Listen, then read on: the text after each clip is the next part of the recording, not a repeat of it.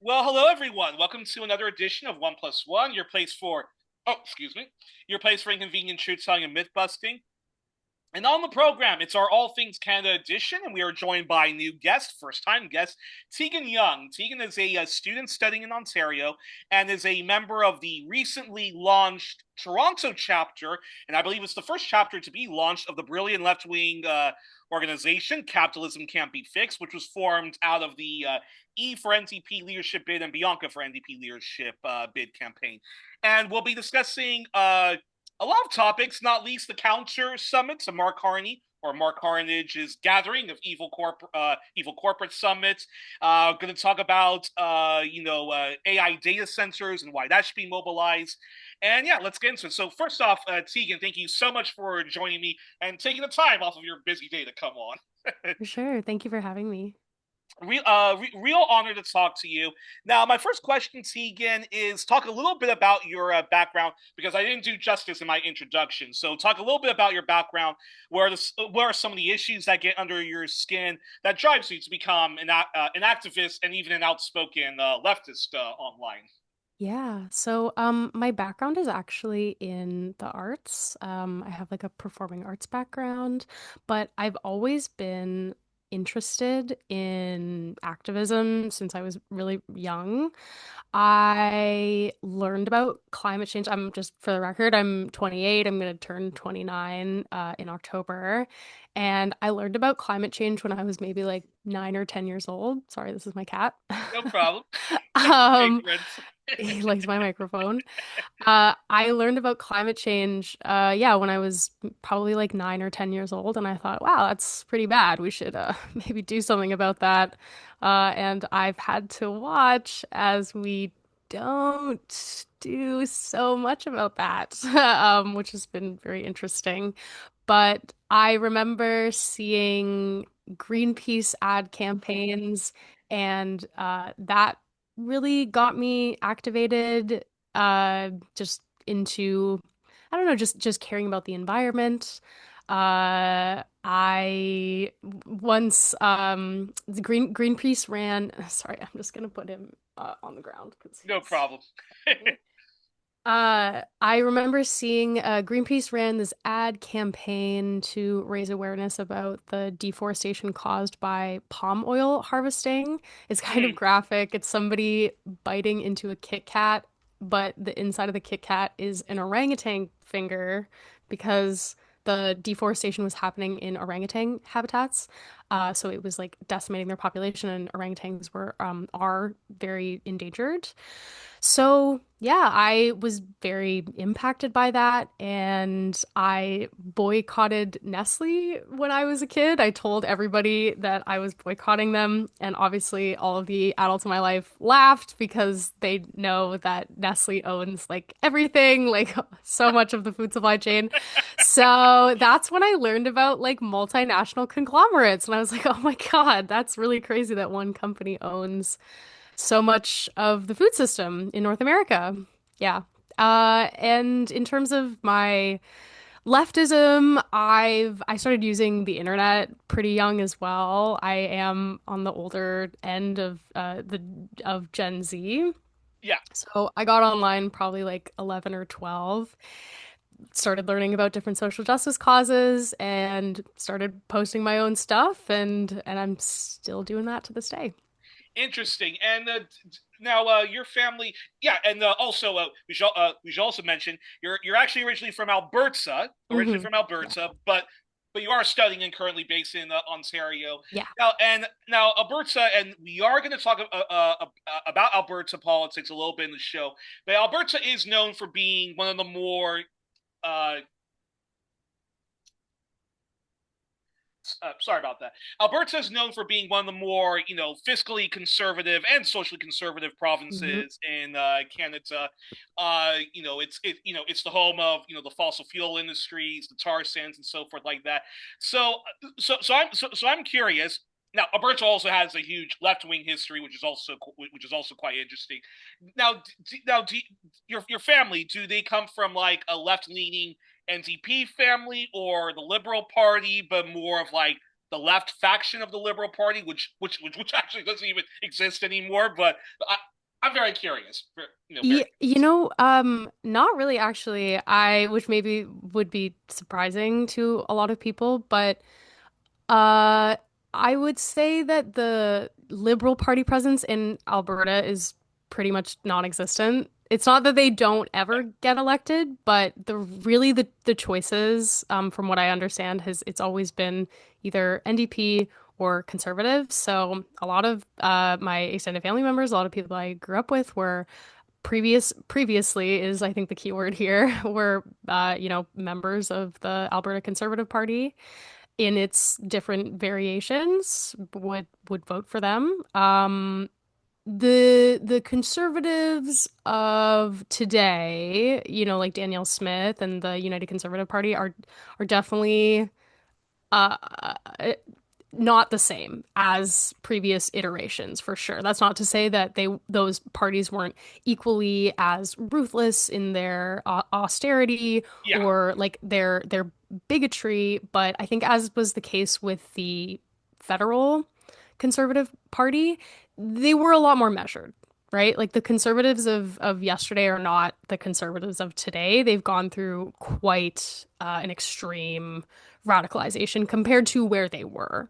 So, yeah, but I mean, I think being exposed to, but I would say like my actual parents, my family are very liberal. Like they're, like very, very socially liberal. It's kind of that thing that probably a lot of people would describe themselves as like, I'm socially liberal, but I'm fiscally conservative, which whatever exactly. that means. So yeah, I've always been interested in things that are a little bit farther to the left. And yeah, despite sort of growing up in a lot of conservative spaces, I certainly have extended family members that are much more conservative. I just developed a more left-leaning politic. Interesting. And you know what? We're gonna put a pause then on Alberta topics because we are definitely gonna come back to it. But yeah, but that's very interesting, and that actually leads to my second question, follow up question, which is how did you come into contact with Capitalism Can't Be Fixed? Were you following the E for NDP leadership saga, and were you following the E for NDP leadership saga, and you were a supporter, or did you find out about there's this big founding event. There's a launch of an organization called Capitalism Can't Be Fixed, and it's going to be happening in Ontario. And and I want to check it out. Or yeah, I'm very curious. Your response to that. Yeah, so I became involved with the Eve campaign pretty much from the launch. I signed up as soon as the volunteer form came out. So I worked on the policy booklet. That was one of the things I did. So I'm one of I think it's like 45 people that contributed to that. I mainly worked on the arts and culture section, which was really great. I got to contribute a lot of my experience from my arts background to that. And I volunteered in different capacities. I did some leafleting. I did photography for the campaign at some of the speaking events in Toronto. And yeah, I became aware that Eve was running because I heard about his arrest in Montreal over a tweet, which obviously I thought that that was ridiculous. Yeah, And then I started reading his books, which I found very interesting. I hadn't encountered such a critical analysis of Canadian media in particular. That's kind of my field of study is media and politics. So I found his book, a Propaganda System, to be very, very interesting. Just, focusing in on the Canadian context of news media and how it shapes our foreign policy and our understanding of foreign policy. well, that's fantastic. Well, that's brilliant. I find that so fascinating. So so you are one of the original one of the 45 folks that drafted up Hmm. Capitalism Can't Be Fixed, Onwards to a Yeah. Socialist Future, the manifesto, Hmm. the policy advocacy. Correct. Yeah. Yeah. Well, that's brilliant, and I continue to say it is a fine piece of socialism. It's fantastic. I really like I think that the ideas that we're putting forward are really would really appeal to a lot of people. Yeah, no, I completely agree with you. And then, very briefly, just this follow up question to it is, it was a great, it was a great, manifesto, policy advocacy. Were you, uh, were you shocked at the hostility that Eve received from others in the indie media, nonprofit, left-leaning, Mhm. pro-NDP, but critical of the NDP adjacent world? And were you just like shocked in general by the level of hostility and marginalization Eve and collectively the whole campaign was subjected to? And yeah, why or why not? Yeah, I was shocked because I still have a lot of respect for the outlets and some of the folks that were critical of the campaign. But I did yeah, I found it very disappointing.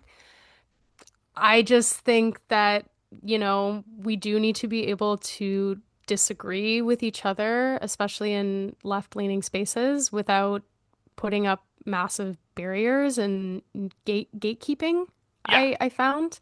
Also, some of the stuff that was said about Eve, I believe to be untrue and not fair. And again, I can understand if you have disagreements, perhaps with the way that Eve approaches things, or you just, some people just have different viewpoints on certain subjects. But I thought that it was unfair the way that he was treated. and with that being said, what so that being said, what made you, instead of being depressed and angry and saying I'm gonna completely disengage from Canadian politics, it actually inspired you to want to continue with you know spreading the word about capitalism can't be fixed, onwards to a socialist Hmm. future, and of course being part of the launch of the organization Hmm. in Ontario and whatnot.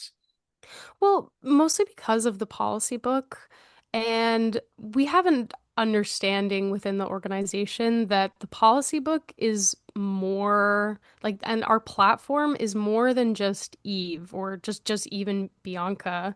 This was something that many, like dozens of people worked on, and that we think are good ideas for directions to take the country in terms of policy. So it's bigger than just one person, and that's what helped me continue. And I'm just very rooted in the idea that I think it's good to be critical of certain politicians. Sorry, not even certain politicians, all politicians, regardless of, if they're on your team or not. I believe in a healthy democracy, we should be able to disagree and be critical and to not be just completely shut out from the process because of that. Brilliant. Yeah, couldn't agree with you more. And that's actually a perfect segue to this question, which is now, tell us about the launch of this chapter of CCBF, Capitalism Can't Be Fixed, and how do you think it's faring? And then tell us about the big counter summit protest to Mark Carney's invitation to all the capitalist scum that he's inviting in Ontario. I believe he's pitching. He's pitching a new NATO bank. He's really determined to pull that off and explain, what the summit he's planning this, what that's all about, and then the huge counter summit, which CCBF is leading the efforts and having a huge mobilization against, this big corporate get together that Mark Carney, the current prime minister, the Liberal prime minister, is trying to pull off in Mhm. Ontario. So the Toronto chapter launched in July of this year, and a lot of our focus has been on organizing these actions to confront Carney's CEO Summit. So, what is this summit? Carney has invited the top 100 CEOs from around the world to Toronto, where he will essentially be auctioning off parts of Canada's public assets for bargain prices. And in the midst of a housing crisis and a cost of living crisis, he's basically rolling out the red carpet for the very people who have turned housing into investment assets. Hmm. So just to name a few, we have BlackRock's Larry Fink, Blackstone's John Gray, and Barclays CS Venkata Krishnan. And we're arguing that what is being presented as an investment strategy is really just further consolidating wealth and power for the top 1%. Yeah, exactly. Hmm. And also and the counter summit that CCBF is part of. Talk a bit more about Hmm. that in the organizing, because I've been loving the Yeah. posts on Instagram and Facebook, Yeah. and S- the carnival against capitalism, which is going to be Yeah. So the main event, which is the rally, is going to take place on September 14th, 6 p.m. at Nathan Phillips Square, which is right outside of City Hall in Toronto. And what we're aiming for is mass mobilization of many different organizations. So there will be different contingents within the rally, but our organization, Capitalism Can't Be Fixed, will be heading the Carnival Against Capitalism contingent. And we chose a carnival theme because we want to draw attention to the absurdity of this entire thing. And we have an art committee who's working really hard on things like choreography and costumes and banners and signs. So it's going to be a really fun contingent to walk in, but we're not going to be alone. There's climate groups that are going to be there, lots of different organizations walking in their own contingent. But we are hoping to be the brightest and the loudest and the most colorful. And we're also going to be hosting a counter summit on September 13th. But as of right now, we're still finalizing the details of that. So if anyone listening is interested, you can visit capitalismcan'tbefixed.ca and you can join our Facebook event and our mailing lists to get updates on everything we'll be doing that weekend. And we're also teaming up with the Money versus the Many campaign, which is really exciting. So I'd also like to shout out their event that they'll be hosting on September 12 and 13 at OCAD in Toronto. Definitely check them out. And they are going to be walking in the Confront Carney CEO rally in March as well. fantastic. And can you talk to us about the really extreme, rapacious and sadistic, austerity agenda? I would even say it's a very hyper aggressive austerity agenda of Mark Carney, which I think is shamefully being criminally downplayed. Not surprising in the Canadian corporate and state media with his determination. But I think even in a lot of independent media in Canada, there's about his determination to get to the 5% GDP spending on NATO and militarism. And can you describe if in Canada folks are largely already feeling the pain and debts of 1,000 cuts of Carney's austerity agenda?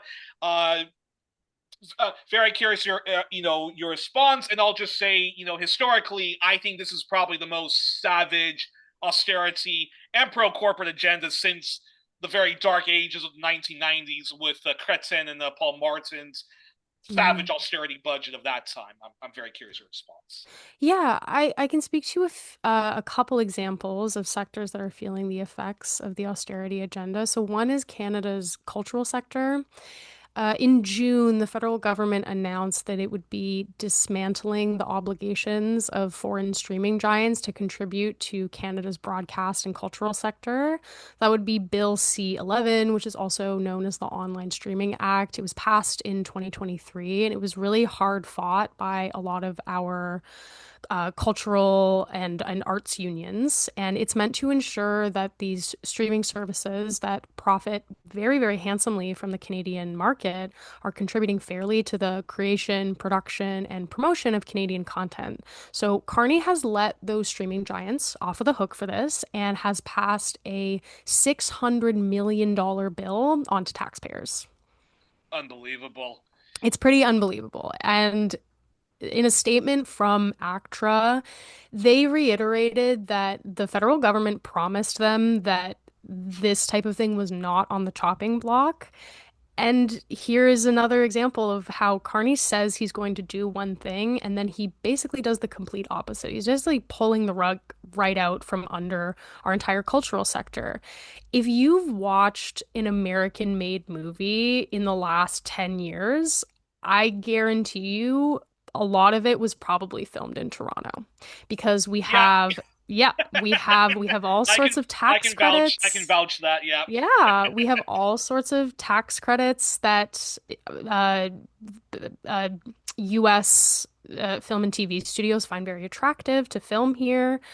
Lots of different, we have lots of varieties of places to shoot. You know, you can do Vancouver as New York, you can do Toronto as New York, or sorry, maybe Vancouver more as like Seattle or somewhere on the West Coast, and then Toronto as New York, and so on and so forth. So this online streaming act would have forced these companies to pay their fair share, and Carney has essentially let them off the hook for that.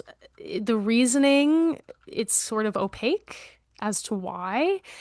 A lot of people have speculated that this is an effort to placate Trump, and look how well that went, right? Like it's, we made all of these cuts and all of these compromises, and we still got hit with a terrible trade deal that we have now had to walk away from.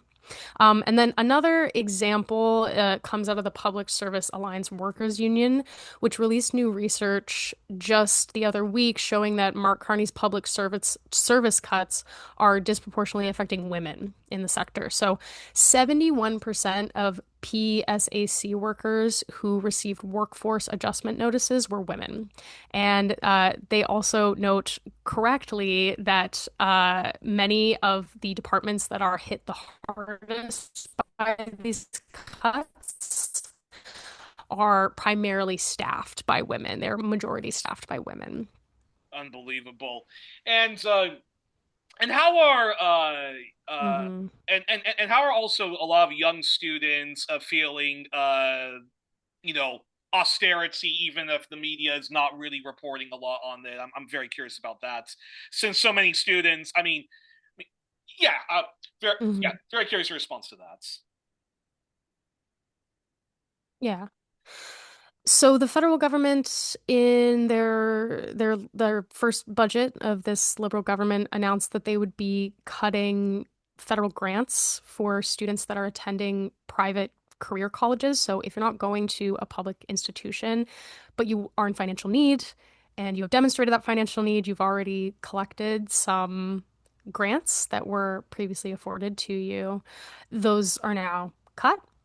I'm one of these people. The program that I'm in is through a private college, and that, we can have a whole separate conversation about the issue of these private colleges, which really the reason that they exist is because we're not properly funding our public systems, and a lot of our public universities don't have as diverse programs of some of these more private, like specialized universities do. So it gives people options. They can, in some cases, be more affordable. But what's ended up happening is this has had a trickle-down effect because in Ontario specifically, Doug Ford has modeled his recent cuts to the Ontario Student Assistance Program after the cuts at the federal level. So it's leaving a lot of students that are in these private career colleges in the lurch. And if you're going to a public institution, now, instead of getting 85% grants that you don't have to pay back and 15% loan that you do have to pay back, he has reversed that ratio. So now it's 75% loans and 25% grants. So it's putting more students in debt. And again, some of these people that are getting cut off from OSAP altogether, if you're halfway through if you are halfway through your program and you cannot afford to continue, you still have to pay back all of the OSAP that you took out, and you just don't even get to finish your program. So it's going to leave a lot of people in a really sticky situation. That uh, that I find the most shocking. I mean, I remember Hmm. when I mean, Britain always engages in austerity, but when austerity even became like a word in the policy, and this is the way going forward in the wake of the financial crash of 2008. Uh, one of the first, one of the things that the coalition government in Britain, the conservative liberal coalition, did was raise tuition fees. There Hmm. was mass mobilization against it. Unfortunately, the students and their allies lost that battle. But the people who were going to, but any of the new students that were going to be enrolled in whatever university, whether it was a public one or a private one, they were going to be the ones to have to, now pay this Hmm. already, which it was already quite overpriced, but now you're going to have to pay that, going forward. And anybody who was already currently a student or just finishing their master's or just bachelors going onwards, they would not have to pay Hmm. the extra student fees and stuff like that. That was the kind of like compromise. So when you were so what you were just explaining and what you were even talking to me last week about, that students who are currently in their program and they might already be done with or they might almost be done with it, or they're just in the middle, they basically, unless they can do more student loans or anything like that, they basically have to Yep. prematurely end their studies, not Yeah. continue their studies, not complete Yeah. their bachelor's degree or their master's degree. That I find And the just so penalties grotesque. for if you fail to finish your program and you've taken out OSAP, your grants become loans. So all that money that you previously didn't have to pay back, if you can't finish your program, now you're on the hook for all of that. It's really cruel. I find it to be very, very cruel. And I understand that there are issues with private career colleges and universities, but I don't think that that means that we need to punish the students that are just trying to get an education. Yeah, no, it's ridiculous, and I personally think that regardless of what kind of of a school you're going to, if you think that educations are right, you should be allowed to go to whatever university and get Yeah, your student loans. And even then, I mean, even the whole concept of student loans, which is another topic for another day, but even that's I just find it just baffling mhm, how education is such a commodity as opposed to just like an investment on your future. totally. And education is a right, and you should be allowed to study wherever, no questions asked. But yeah, such is capitalism, right? And such is austerity, right? Exactly. And that's a perfect segue to this question. Now, 2 or 3 weeks ago, Capitalism Can't Be Fixed did a special political education event, which our dear mutual comrade, Genesis Pearden, often hosts and organizes. And this episode, so this was, I think, 2 or 3 weeks ago, was about the serious concerns and red flags regarding AI data sensors. Now, I personally don't share all the largely negative feedbacks that AI has been getting, which again is another topic for another day. However, when one watches the video that Capitalism Can't Be Fixed did on those campaigning in Ontario against AI data centers, I do find myself largely agreeing that we don't need more AI data centers, and we certainly don't need to be burning libraries and Mhm. warehouses of books so that it can all be digitized for Google AI, ChatGPT, Grok, and the military and the deep state Yeah. psyops complex. So I know you yourself have been mobilizing against the building of new data centers. So please tell our left wing audience and others why they should be mobilizing against AI data centers. hmm It's exactly like you said. These AI data centers are not being built to serve people. They're being built to serve mostly American corporations. Oh, great, my light just turned off. 1 second. No problem. You still see you all right, Tegan. Okay, there we go. Yeah, so these largely American companies are coming in and they're barreling through environmental regulations. There has been little to no public consultation on these data centers. They're just sort of appearing at city councils, and the plans are being drafted up without really any input from the people that are going to be affected by them. And we know that these data centers have extreme environmental impacts, not only on the ecology in the places where they're built, but on the people that live around them. I've seen these horrifying videos of the noise that is created by some of these data centers. I believe it's videos from the big Meta AI data center and the Twitter, like the Grok AI Yeah. data center. Just this constant 24-hour noise pollution and light pollution. And these data centers are then hooked up to the local energy grids, which increases all of our electricity bill. So there's a lot to consider when it comes to building these data centers, where they're built, how they're getting built, and who is really going to benefit from them. They say things like these are going to create a few jobs. Well, it's maybe going to create a few hundred jobs. I think that we could create a few thousand jobs if we took the money that we were investing in these AI data centers and put it back into education or healthcare or things that actually tangibly benefit people and not billionaires. Yeah, and sometimes I think to myself, if there's already like lots of people that are using ChatGPT or Hmm. Grok or Google AI, for example. For me, like what I don't understand about, there is no logic to capitalism, but what I don't understand about uh, the building of new AI data centers is, don't we already have enough AI data centers?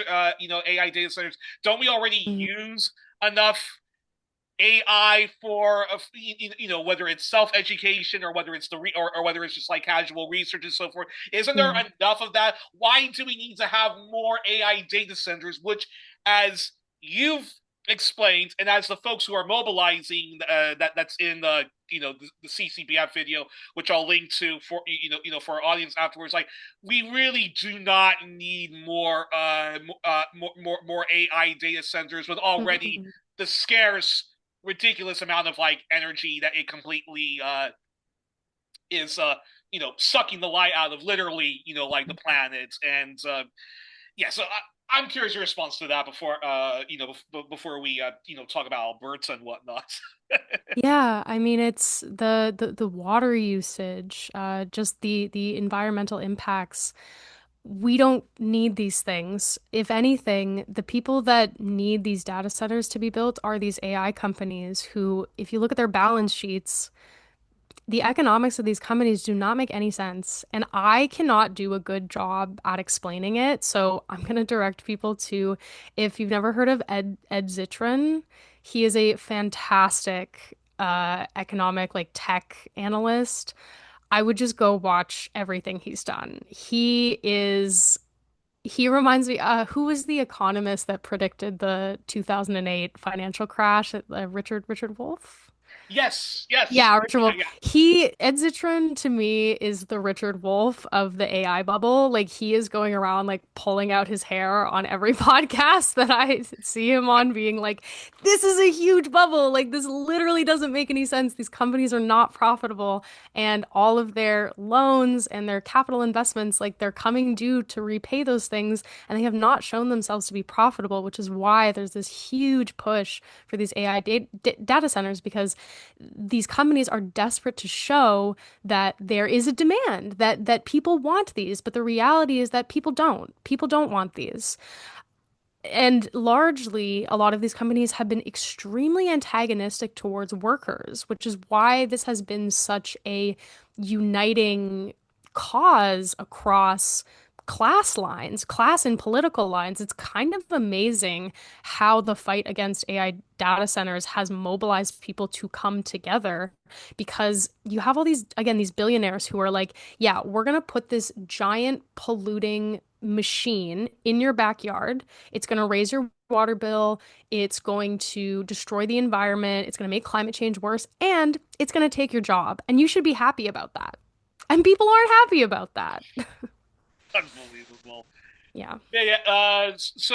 Yes, so thank you for that, and yeah, and I really do hope that people check out the CCBF political education event where those Ontario activists were explaining to people why they should be Mhm. mobilizing against the building of new AI data centers. Now, and you mentioned it's always that wonderful counter argument that people use. Well, what about the jobs, jobs, jobs, jobs? Now, and of course, I mentioned that that you're from Alberta, and that is home to the tar sands. It's home to most of Canada's and multinational fossil fuels and the industry that comes with that the extractivist resource center. What do you Mhm. say to people who might not be climate denialists? Perhaps they are climate minimalists when they say the following: look, I get where you're coming from when it comes to the climate crisis, but if we build such and such a pipeline, it's going to provide jobs, and you guys need something to you guys need a gas to fill in the car. You guys need our fossil fuels, these fossil fuels to keep the lights on. And come on, and if you guys are complaining about like indigenous poverty, don't you want us to then build all these pipelines and we give it back and we can invest in these impoverished communities? So what do you say to those who often use that? Yeah, I guess it's a powerful counter argument. I mean, the jobs. I mean, yeah, curious. Yeah, I mean, like, I guess I would ask them if they enjoy breathing clean air and like they enjoy living on Earth that isn't boiling alive. Do you Yeah, like drinking water that isn't poisoned and like eating food that was grown in soil that isn't poisoned? I thought that a lot of Canadians cared about the environment and like our beautiful natural landscapes that we have. I mean, I know I certainly care about that. Growing up in Alberta, I went to the mountains a lot. I still try to go there a few times a year, and all of that stuff is going to disappear. And yes, it is sure, it's going to create some jobs, but those are jobs that are leading us towards ecological destruction and climate collapse. It's a very short-term way of thinking. We're not really materially benefiting from our extractive industries as they are. We don't have windfall tax on excess profits of the oil industries.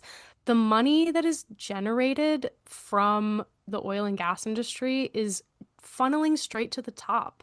And in the meantime, these companies are posting record profits. They are raking it in. And at the same time, they're doing rounds of layoffs where they're cutting hundreds, thousands of jobs, especially in their corporate sector.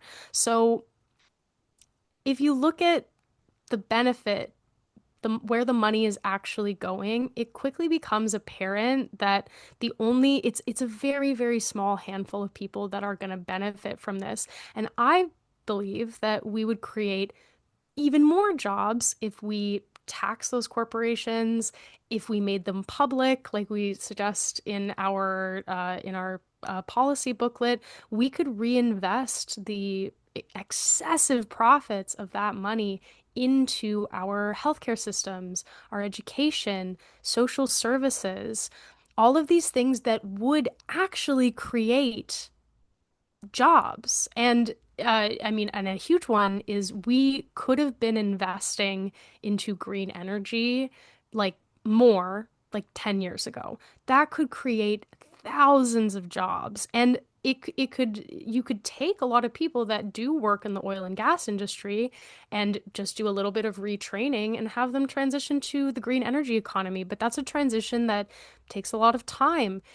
It You have to convince people that they're not going to lose their jobs if we decide to stop relying so much on oil and gas.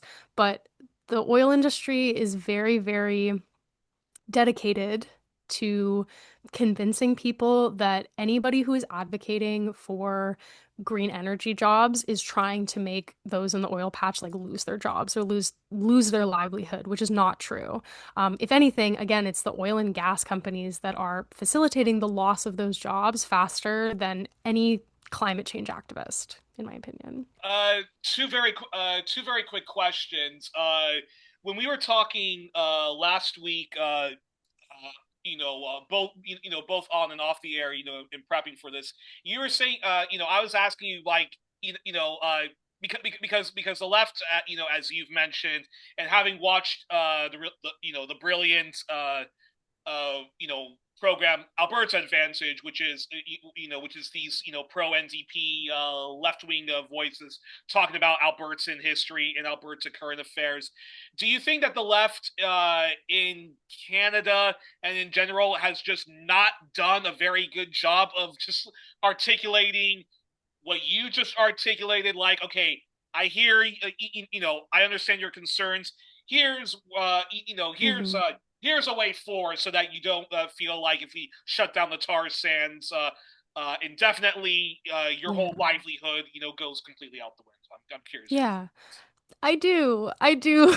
Like it's no shade to any of my, my comrades, but we're not reaching people. We're not effectively reaching people in rural communities. And I understand that it's hostile territory. I get it. Like I grew up there. It is very difficult to have these conversations with people, but if you're not there to have those conversations to present an alternative, I promise you the conservatives will be. They will be there and they'll be saying, your economic conditions that you have watched deteriorate, that is actually the fault of immigrants. It's the fault of trans people. So they're able to weaponize that economic instability that people are facing. Like people like especially like over the last 10 years in Alberta, just like the amount of small businesses that have to close, it's very, very difficult to build anything that is so when the entire economy is centered around this extractive industry, right? We haven't been diversifying. But you do have to be there. Like that's the thing, right? I think there is maybe a tendency towards elitism, which I don't think is very helpful. Yeah.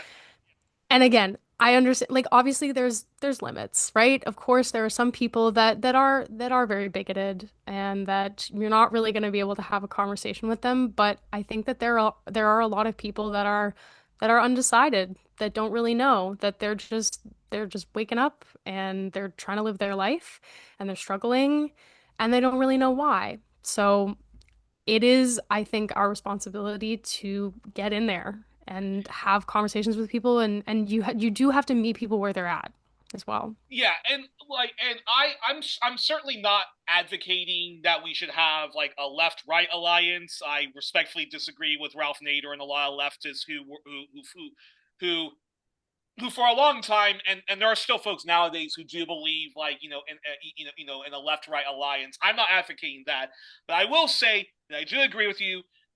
We on the left, we can fall into what I call liberal bigotry sometimes. So Mm. I know a friend of mine, a black leftist who's based in Georgia, who finds it disgusting when an awful natural disaster hits a part of the South. It could be Texas or it could be Georgia, and then she'll find like in the online world, well, you all voted for Donald Trump or you all voted for George W. Bush, so It's kind of terrible. had like so you kind of had it like coming, and I find that's not a good way of Hmm. doing that because first of all you basically are saying like you basically are believing like collective punishment, and there are Yeah, folks from working class yeah, backgrounds who are even leftists trying to build a left movement there who you're yeah. basically just like writing off as saying, okay, it's completely hopeless, there is no point Hmm. talking to somebody from Kansas or West Virginia when when I think some Hmm. and sometimes when I think, you have to kind of like do like, the sort of Bernie Sanders, Tulsi Gabbard approach, which is meet people where they're at and just actually Yeah. like articulate like a left vision. Bernie did that. Yeah. Like he went to hostile territory. He actually went to fucking like, part of my language, but he actually went to like Liberty University, the Yeah. Christian fundamentalist university that Mhm. Jerry Falwell and his son were running for it. And he was like Yeah. saying, look, I don't agree at all with your views on gay rights and abortion and so forth, but let me articulate something for you. And he just like went on his whole spiel Yeah. about like it's us 99% versus the 1%. Healthcare should be a right to all of you guys. Education should be a right to all of you guys. And he had like a room full of like far right, like Christian fundamentalists who were actually Hmm. like cheering him on and so forth. Do you think, Totally. and do you think an approach like that, and again, that doesn't mean that we normalize bigoted views and so forth like Totally. that. That doesn't mean that we throw marginalized communities under the bus. But do Hmm. you think that like in Canada, they're just like the left has just failed like abysmally in saying, listen, my Alberta, my Albertan friend, here's how we can get you, a new way of like economics, Yeah. new like livelihood for you, as opposed to just like, you know, continuously extracting fossil fuels. And Hmm. anybody who I know has experienced the awful wildfires knows that that's because of Hmm. endless extraction and Mark Carney, like his climate criminality of let's just extract like everything and anything. Yeah, that's not going to help out anybody, including Yeah. especially the folks of Alberta, as you were mentioning about like, do you guys? Anyways, your Yeah. response to that? Your response? Yeah. Yeah. I I do think that there has not been enough effort into especially rural outreach. Because again, if you're not there to have that conversation with someone, somebody else will. I think all the time, one of my favorite thinkers, her name is Imani Barbarin. She goes by Crutches and Spice on Instagram and TikTok. Everybody should check her out. She's a disabled Black activist, and she talks a lot about how in terms of disability, in an American, she's American, so she speaks about that within that context, is that a lot of Republicans show up to disability events. A lot of Republicans actually show up to these things. So Uh-huh. you would be maybe surprised to learn that a lot of disabled people that can vote, that are, that are able to vote, actually tend to lean more Republican because the Democrats are nowhere to be found. It doesn't really matter if you say that you are for something, if you're not actually showing up to talk to people, it just doesn't matter. And there Yeah. tends to be a lot of moralizing on this again from like liberals where it becomes like, oh, well, you're just inherently evil if you vote that way. Like you're voting against your better interest. But some people don't know that. If you've never been presented with an alternative option, you're just not gonna know. Yeah, and I think before I pivot to I wanted your response to this when it comes to how do we approach folks in Alberta or Saskatchewan. Do you like are people in Alberta, those who do work in building a pipeline, those who do work like in the industry, who are of the working class sector, not the people who are making really good money, with a nice white collar job, and certainly not the CEOs. Do you find that a lot of them are simply afraid, like the people who work in the coal extracting industry, of say like a West Virginia, are they just like when they hear that somebody wants to shut down the tar sands, somebody wants to shut down coal, like they're hearing that and they're just not hearing, well, here's this job, like Hmm. in green stuff. Because I know, like when Margaret Thatcher forcibly shut down the coal industry in England, it was Hmm. devastating because they weren't Hmm. left with like anything to like Yeah. do with. It was just like, yeah, we're shutting this down, man. Yeah. Yeah, Good luck, guys. Good luck. What a Meaning like get yeah. effed. What a lot of people are hearing is you want to take my job away. You want to take away the thing that is like sustaining me. But what we should be saying to people is that you have transferable job skills. If you can build a pipeline, you can also build a solar farm. You can build a wind farm. You can be an engineer who creates green energy and works to maintain green energy infrastructure. You can take your job um, in the oil industry and transfer it to a green energy job. So I just think we need to be making that connection more, is that we're not saying that you need to lose your job or that you're an evil person. I also Yeah. think it is kind of unfair that I again it's a lot of thing that liberals and like some leftists do, where there's a lot of like moralizing about if you do work in the oil and gas industry. The reality is, if you live in Alberta, like you, there's like a 50% chance that you work in the oil and gas industry. Like that's it. So I think that you're going to move a lot more people to the farther left, to the left, if you are helping them understand, like where their job is going to end up, I guess. So a lot of people in Alberta, like, do they see like an event like what happened when the miners lost against Thatcher, or when uh, uh, or when General Motors, Mm. when they shut their plants in Hmm. in Flint, Michigan, and went to like Mexico for cheap labor and so forth like that. Are a lot of people in Alberta just like afraid like we could be like a sacrifice zone, like what happened in England, what Certainly. happened in Flint, Michigan? Yeah. Certainly. Absolutely. It's if you're not presenting an alternative, like what happens next? I remember having this thought when I was very young because I had a teacher that, was very like very cool, very she was my social studies teacher and, uh cared a lot about climate change, but I remember doing like a presentation where I basically was like, well, what are we gonna do with like all the people that work in the oil patch? Like, what are we going to do with those people? What's gonna happen to them?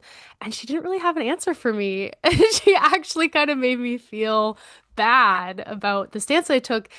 And I was like, I'm not saying that I'm like, I'm with you here, but that is the thing. You have all these people that work in this industry. What are you gonna do with them? You need to come up with a plan. Yeah. And you need to communicate it effectively to them as well. And that's actually a perfect segue to this question, which is I want your response on this statement that our mutual comrade Yves Engler made. So now, Yves, a few years ago, when Justin Trudeau won his re-election, albeit reduced to a minority government, it was the start of the Wexit canard that was starting to kick off. And on the Real News Network, Dimitri Lascaris, who was a correspondent often covering the climate crisis and Canadian topics, asked about Yves and the Western secessionist forces, and like, is this a serious possibility that that Alberta and Saskatchewan are going to, secede? And Yves' response I thought was brilliant. But that being said, I want your response. And do you think this is how we should be confronting those in Alberta and Saskatchewan with the mindset of separating so that we can extract all the fossil fuels we want? Yves said the following. So Yves said the following. No, I don't think that's a prospect. I think that basically what the media feeds into this Alberta discontent, the Saskatchewan discontent, to the point where they've now defined the West, cutting out the actual most Western province, which is BC. Which is not necessarily on board with this pro-conservative as Alberta and Saskatchewan. No, I mean, watching the CBC commentaries last night and bemoaning Alberta, Western alienation, I mean, let's get down to it. There are about the facts that there are forces that want to move forward with extracting tar sands in a way that's going to guarantee the collapse of human civilization. And people in Alberta need to be told that very clearly, that those oil reserves, those heavy bitumen, need to be kept in the ground. And the problem, moment, And the problem has been that there are forces in this country that are refusing to call a spade, including Justin Trudeau, who made that declaration to oil executives in Houston 2 years ago about how if you found 170 barrels of oil, no country would not want to extract that. And this is what needs to happen. And this business about Western alienation, people in Alberta are still wealthier than anywhere else in the country. The stories about the negativity, the downturn, the wages are still higher. The wages are still higher. The standards of living are still higher than the rest of the country. And this is what it's really all about. And we have to go in a different direction. And if people in Mhm. Alberta are going to threaten to leave Canada over destroying human civilization, well, I think the chips need to be put down to the people of Alberta if that's if they want to go in that direction. That was October 23rd, 2019. Curious your response. Is that the right tone that we should be approaching, or Well, I mean, it's maybe not the tone that I would take. I would probably have a different way of like communicating that. But I mean, yeah, I do agree with him. I think that the the sentiment of Western alienation has been largely propagated by media and different politicians. It's very cynical. It's used for political gain. A lot of these oil companies are behind the propagation of this sentiment. But that doesn't negate the fact that there are people in Alberta that maybe do feel alienated. It's just again like helping them understand the reason for the alienation, right? You need to be yeah, able to articulate what's going to happen next. What happens next after we shut down the tar sands? What is going to occur after that? I think with some of these separatists as well, I mean, like the separatist movement has like really exploded. Yeah, you do need to be a little bit more first. And for those people that are advocating for Alberta separation, I yeah. think you're delusional, and I think your movement is built on racism and bigotry, and it has no place. And I believe that most rational Albertans are not do not take what these separatists are saying seriously and are actively fighting against it. And I know the statement was like a few years ago now. I would Yeah. say that the economic conditions in Alberta for like the everyday working class have actually like really deteriorated. Like the what is it? The minimum wage has absolutely not kept up with inflation. Job cuts, again, across the oil and gas sector have been consistent. I know many people from Alberta that have endured those things. Again, the austerity with the government cutting social services and especially funding for healthcare. The Alberta healthcare system is in a state of crisis. It's very, very bad. But If we that's think, yeah. no. Go ahead. Go ahead. Go ahead. I mean it's we're having an issue, a similar issue here in Ontario, but this is just sort of the beginning of it. In Alberta, it's been a long, long process of public services and especially healthcare being dismantled. And then on top of that, you have a premier that is, well, has, is being investigated for many acts of corruption and mishandling of public money. One of the mishandlings, in my opinion, was spending millions of dollars on ad campaigns to encourage people to move to Alberta and then becoming upset when the healthcare system cannot handle all of these new people that have come to Alberta. When you have a population that has increased by like 2 million in the last, I don't know, maybe like 5 or 10 years, and you have consistently underfunded healthcare, you're going to end up with a huge problem. So you have a lot of people in Alberta that just don't have access to healthcare. And even the education sector, public education. I went through the public school system in Alberta. By the time I got to high school, it was so bad that on my first day of grade 12 in my social studies class, there were 42 kids, and we didn't have enough desks. Yeah. So I spent my first social studies class standing at the back of the room, waiting for somebody to find some desks for the huge overflow. And just even, I mean, if you work in education, 42 kids, 42 high school kids, yikes. Yeah. But the problem, but I think what you articulated very very clearly, and our comrades at Alberta Advantage, and I think others who do cover Alberta or even based in Alberta. I know Jeremy Appel, who's been on the program. The point is that it's not. I mean, there are problems with the federal government over in Sure. Ottawa, Yeah. and a lot of times they are a contributing factor to the plight of the working class and so forth. But the point is that it's not the federal government saying you can't open up a pipeline over here and we're No. taking all of the profits when you guys do have a pipeline. It really is because of just right wing policies and like Yeah. absolute People, socialism. people, people should be taking more aim at the provincial government. If anything, the reason that Alberta is so alienated is because of the provincial government, because like Alberta politicians are so, conservative politicians, I should say, are so openly hostile to any kind of federal intervention. And they've been in power for a very long time. They've been able to like disseminate this propaganda and put it in people's minds. Like I grew up hearing this stuff all the time. Like people believe it in their soul that the federal government doesn't care about Alberta, when the reality is the provincial government doesn't care about Alberta. They care about oil executives. Exactly, but but then that's an interest. But then that leads to, I wasn't even going to talk about this, but that leads to a very interesting question, since we are talking about Alberta and the left's failure to advance in Alberta. Is now Alberta is one of those places, and I think it would shock people, and this is why we cannot underestimate the power of political education and truth telling and myth busting. But I think people would be very surprised that the CCF and the NDP really started in In Alberta. in Alberta, in Yeah. Saskatchewan, in British Columbia, which is why Hmm. NDP putting the right wing policies aside, but that's why the NDP can get into government. Yeah. But Yeah. it's Absolutely. it's so why do you think the Alberta NDP, where do they fail in their efforts to get into power and advance a left agenda? Because Avi Lewis, who I'm not a fan of, but that's another topic for another day. I mean, the Alberta NDP is very hostile Yeah. towards Avi Lewis and his sort of quasi soft green new deal that he wants to advance.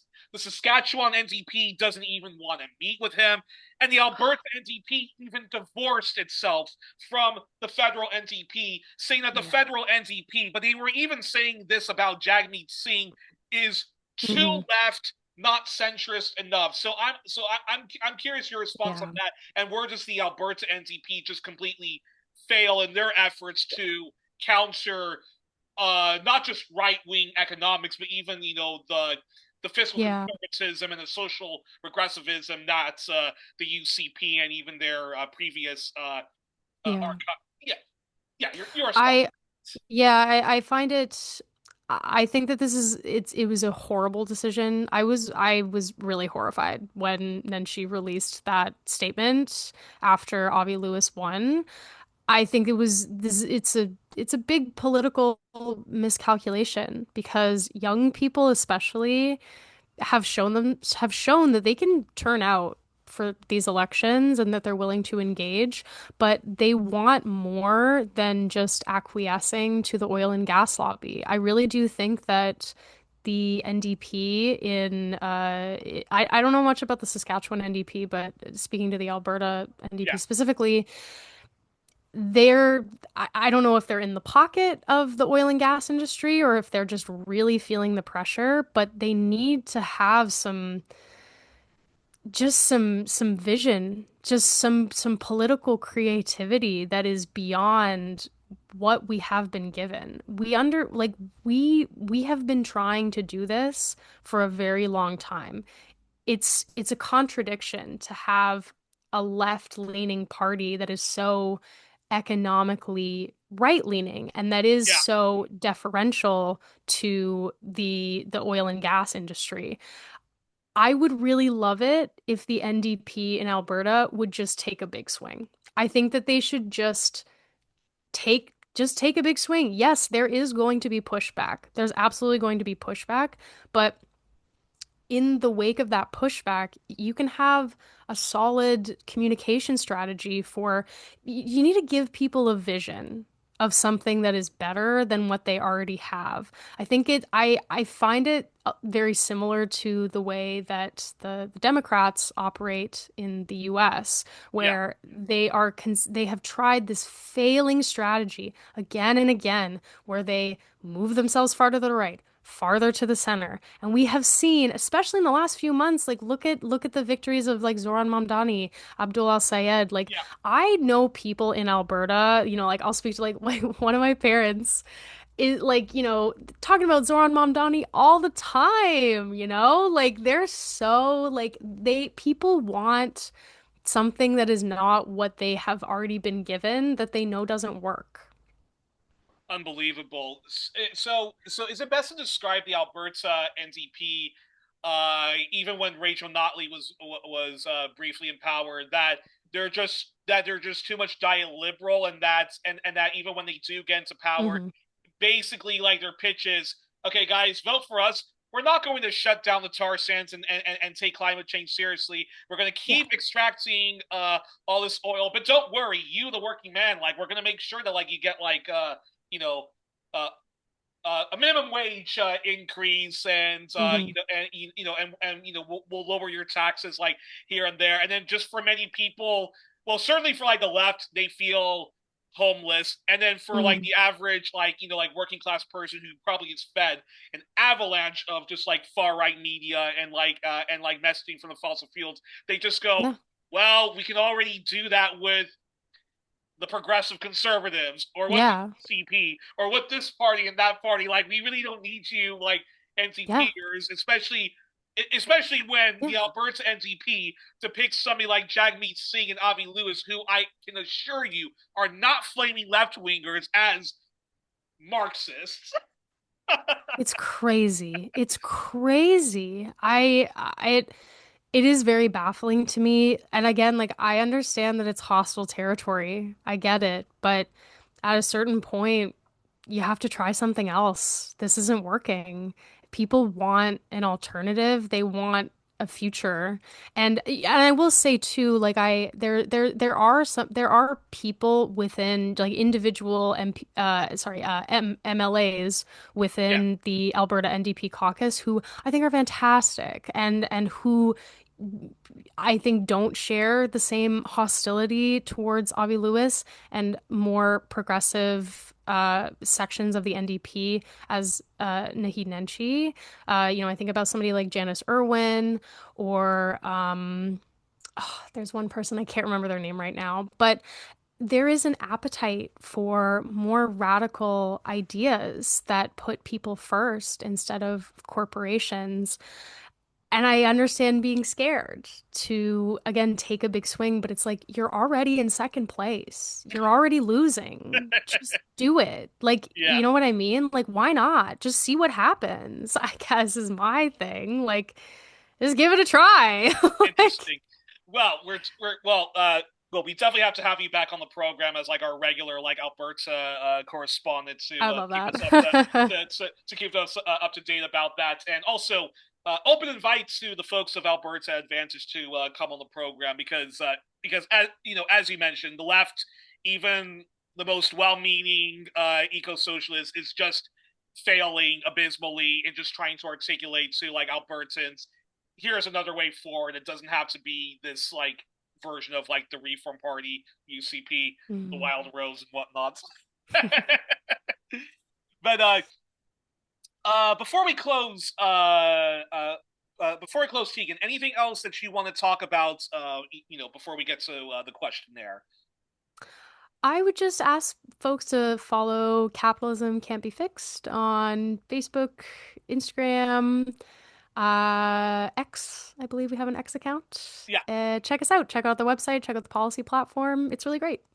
Yes, and and we definitely in the future, hopefully we can launch an Alberta chapter of Capitalism I Can't would love Be that. Fixed. So If you want to start an Alberta chapter, please email us. Alrighty, and oh yeah, before we get to the question here, just remind us again about what's happening with the Counter Summit, Carnival Against Capitalism. Please do plug that again for us. If you are in Toronto or if you live in the GTA or even just Southern Ontario and you can get a ride into the city on September 14th, we're holding our mass demonstration at 6 p.m. starting at Nathan Phillips Square. Fantastic. And also yeah, and also it's also important that folks become monthly sustainers. That way, capitalism hmm can't be fixed. Can try to punch more above its weight and so forth. So folks should do that, and that way also Jasmine gets rightly paid what she's owed. hmm Thousand a month. All right. Well, we usually end the show, especially with the first time guest doing the questionnaire that was done by Marcel Proust, later perfected by the late popular French broadcaster Bernard Pifot, and later taken to new heights by my hero, the late, great James Lipton of Inside the Actors Studio. Teaghan, it's your turn to do this before we let you go. Starting off with, what is your favorite word? My favorite word is defenestrate, which means to throw something or someone out of a window. And what is your least favorite word? Ooh, I don't like the word gland. Okay, perfect. And then, what sound or noise do you love? The new Phoebe Bridgers album. The new who? Do you know Phoebe Bridgers? Ah, okay, okay, New okay. Phoebe Bridgers album. Really? Best thing you've heard since like okay. Great. It's fantastic. Then okay, so that's the sound or noise that you love. Then what sound or noise do you dislike then? Oh, like a really loud motorcycle or like a car that doesn't have a muffler. Okay. Then what turns you on? Meaning what inspires you, moves you emotionally, psychologically, spiritually? I really just love seeing people speak very passionately about things that they care about and being really honest. Fantastic. But only if they're left, right? Or Yeah, well, yes, yes, of course. Yeah. because I can People that tell are you, really, people that are passionate and they care deeply about something, so it moves them to speak. yeah, because I can tell you, I've seen a lot of really good speeches of Nigel Farage of the Reform Party, but Uh, yeah, it's like great enthusiasm, but definitely reject that entire right wing agenda. yeah, of course. So then that being said, what turns you off then? I mean, uh, people that don't care about Indigenous rights. Really, and I hear to that. And then what's your favorite curse word then? Oh man, I mean, like, just fuck. It's a great word. I use it all the time. All right, now, Tegan, now, what job would you love to do if you weren't doing the work you're doing? But you're a student right now, but I know that you are, Mhm. but I know that you do work. So if you weren't doing, the jobs that you're doing right now, what would you love to do? Well, I mean, I love performing. I still love acting and doing like theater and film and television work. Maybe hoping to get back to that eventually, but I'm pretty busy right now. Or just like maybe working in research. Yeah, I'm interested in maybe continuing on to like do my master's and maybe even my PhD. So I wouldn't mind working in research or maybe even teaching. Okay, and but when it comes to like performing arts, like an actress that would work like in a really good written like TV series or mini series that would be Yeah, I would love like that. I Netflix or love like that. Hulu and whatnot. Or Yeah, I would love that. okay, interesting. Folks in the film world, including the indie one, if you're looking for an actress, hire Tegan then. hmm Then what job would you absolutely not want to do under any circumstances then? Ooh, I could never work in the medical fields because I feel queasy at the sight of blood. Okay. And if heaven exists, what would you like to hear God say as you arrive at the pearly gates, or whatever is your vision of the afterlife? And even if you're an atheist, please do answer the question. It would be awesome if he just told me that he put all the billionaires in hell. Well, and blessed are the peacemakers and whatnot, right? So, wow. We are joined on this wonderful edition with Teaghan Young, who I'm going to remind folks she's a student studying at a university in Ontario. She is a member of the recently launched Toronto chapter of the brilliant left-wing organization Capitalism Can't Be Fixed. Please do subscribe to the website. Check out the YouTube channel. It already has an incredible archive of superb speakers on topics as diverse as why we need to fight the Cuban embargo, the horrors that a medical first responder witnessed in Gaza, and the disturbing complicity of the largely Western medical world whose neutrality is complicit. CCBF also talked to a Canadian photojournalist about the anti-ICE resistance in the U.S., also a bunch of anti-NATO and other anti-imperialist voices like Owen Schock, Tamara Lorenz, Rachel Small, Yves Engler, Dimitri Lascaris. So, with all that said, please be a monthly sustainer to Capitalism Can't Be Fixed so that they can grow and grow into a more kick-ass organization than they already are. And, Jasmine will be compensated for her tireless but tiring work, getting hopefully paid, $1,000 Canadian a month for the work she does. So, folks, please donate to them. Be a monthly sustainer. It'll be money well spent. And Teaghan, thank you so much for coming on the program. Been wanting to speak to you for ages. So thanks for that. And then just a reminder to folks to share 1+1 widely. It's our only way of overcoming the far right algorithms, breaking the monopoly of corporate media, Western state media, and insincere leftist outlets. Please donate if you can at our PayPal, and if you want an alternative form of donation, again, touch me at Youri Smather at Gmail. Also support our friend Chris Richards, the Eclectic Radical.